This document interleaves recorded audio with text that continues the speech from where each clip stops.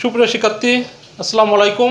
আমি এখন তোমাদের বইয়ের বিস্তার পরিমাপ অধ্যায়ের 216 পৃষ্ঠার সিদ্ধান্ত গ্রহণে পরিসর অর্থাৎ প্রথম 15টি মৌলিক সংখ্যার পরিসর নির্ণয় করে দেখাবো। তো চলো শুরু করি। দেখো, এখানে দেওয়া আছে প্রথম 15টি মৌলিক সংখ্যার পরিসর নির্ণয় করো। ঠিক আছে, তো আমরা এই যে প্রথম 15টি মৌলিক সংখ্যার পরিসর নির্ণয় করতে গেলে প্রথমে আমাদের কি জানতে হবে যে মৌলিক সংখ্যা কাকে বলে। মৌলিক সংখ্যা কাকে বলে?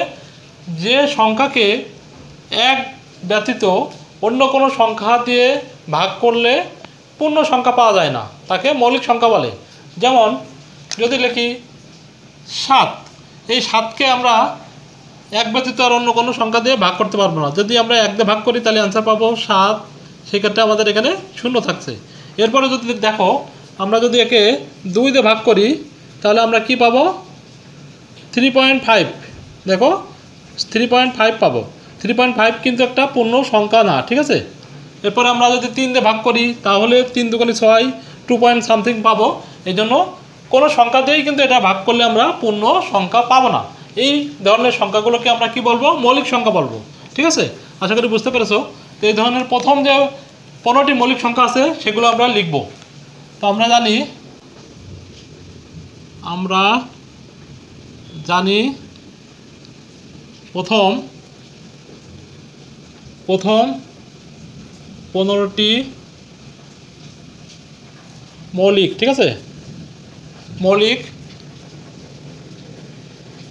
সংখ্যা যথাক্রমে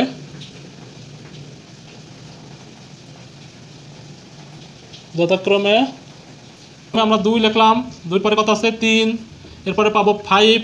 এগুলোকে 1 দ্বারা ছাড়া অন্য কোনো কিছুতে ভাগ করলে পূর্ণ সংখ্যা পাওয়া যাবে না। এরপরে কত পাবো? 7, 8, 9কে ভাগ করা যায়, তো এরপরে পাবো 11, 13, 14, 15কে ভাগ করা যায়, 16, 17 পাবো। এরপরে 17, তারপরে কত পাবো?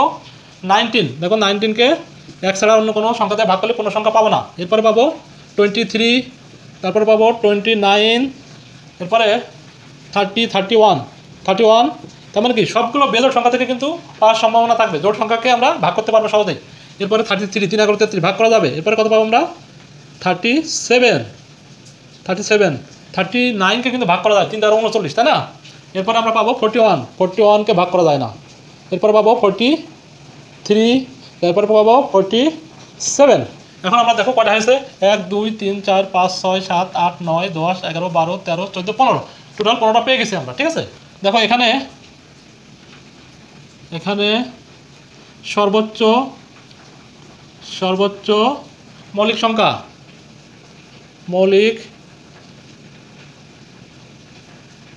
সংখ্যা, কত আছে? সবচেয়ে বড় আছে 47।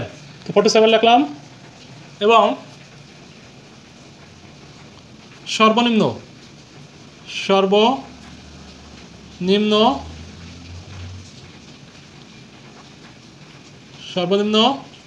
মৌলিক সংখ্যা, বা আমরা লিখতে পারি ক্ষুদ্রতর মৌলিক সংখ্যা। এটা সর্বোচ্চ না লিখে কি লিখতে পারি? বৃহত্তর মৌলিক সংখ্যা। সর্বনিম্ন মৌলিক সংখ্যা কত আছে আমাদের? 2। ঠিক আছে, অতএব পরিসর সমান আমরা কি জানি? অতএব আমরা জানি পরিসরকে কি দ্বারা প্রকাশ করা হয়? 8 দ্বারা। পরিসরের ইংরেজি হচ্ছে রেঞ্জ। এই যে রেঞ্জ, RANGE, এই রেঞ্জ থেকে আর আসছে। ঠিক আছে, তো রেঞ্জ বা পরিসর ইকুয়াল টু কি লিখবো আমরা? সর্বোচ্চ মান মাইনাস সর্বনিম্ন মান। ঠিক আছে, এখানে লিখবো আমরা সর্বোচ্চ মৌলিক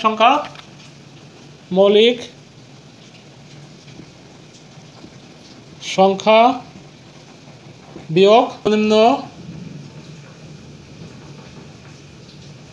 মৌলিক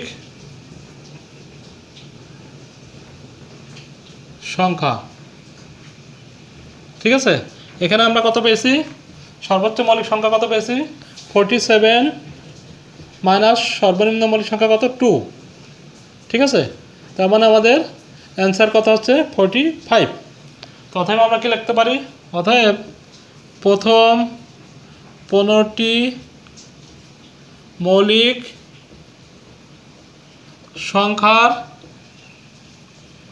পরিসর, ঠিক আছে, পরিসর